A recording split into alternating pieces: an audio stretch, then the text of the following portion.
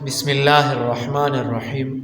بد اخلاق نمازی اور با اخلاق بے نمازی میں سے کون بہتر ہے؟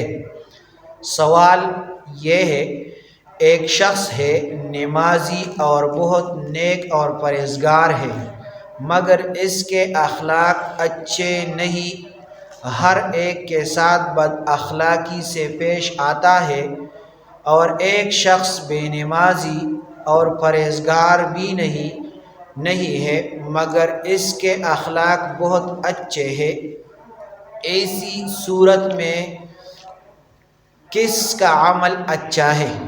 جواب یہ ہے، آپ کی یہ بات سمجھ سے بالاتر ہے، کیونکہ عبادات کی توثیر یہ ہے کہ وہ انسان کو مہذب بنا دے، اس کا دل نرم کر دے، اس کے اخلاق کو اچھا بنا دے، اس کے تکبر کو ختم کر دے، کیونکہ نماز کے بارے میں آتا ہے کہ وہ بے حیائی اور فواحش سے روکتی ہے۔ پھر جب انسان نماز میں تواضع سے سر جھکاتا ہے تو تکبر ختم ہو جاتا ہے۔ ہر وقت وہ نماز میں خدائے تعالیٰ سے دعا کرتا ہے کہ مجھے نیک لوگوں کے راستے پر چلا، اور نیک لوگوں کے اخلاق اچھے اور اعلیٰ ہوتے ہیں۔ تو معلوم ہوا کہ عبادت کا اثر ہی یہی ہے کہ اس کے اخلاق بھی اچھے ہو جائیں۔ اب اگر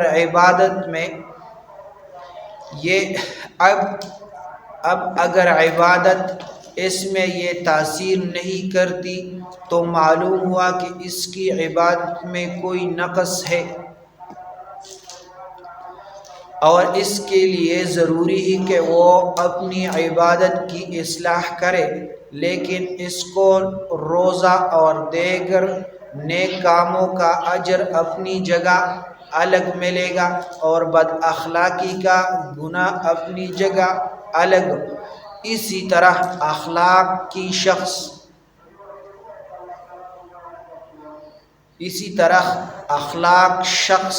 با اخلاق شخص جو کہ نیک اعمال نہیں کرتا اور فرائض میں کوتاہی کرتا ہے، تو معلوم ہوا کہ اللہ تعالیٰ نے اس کو فطرت سلیمہ اور صحیحہ طبیعت عطا کی ہے، مگر وہ اپنی غفلت اور کوتاہی اور شیطان کے بہکانے میں آ کر اپنے فرائض میں کوتاہی کر رہا ہے، تو اس کو ان فرائض میں کوتاہی کی سزا ضرور ملے گی۔ ان دونوں اشخاص کے آپس میں کوئی نسبت نہیں، دونوں ہی صحیح راستے پر نہیں۔ ایک نے ایک حصہ دین کا چھوڑا دیا اور دوسرے نے دوسرا دین کا حصہ چھوڑا دیا، اس لیے دونوں ناقص ہیں، یعنی یہ اشخاص دونوں ناقص ہیں۔ اس لیے ایک کو ضروری ہے کہ وہ تو اخلاق اچھا ہے لیکن نمازی نہیں، تو اس کے لیے ضروری ہے کہ وہ نمازی بن جائے، اور یہ جو دوسرا ہے نمازی تو ہے لیکن اخلاق نہیں ہے، تو اس کے لیے ضروری ہے کہ وہ اخلاقی بن جائے۔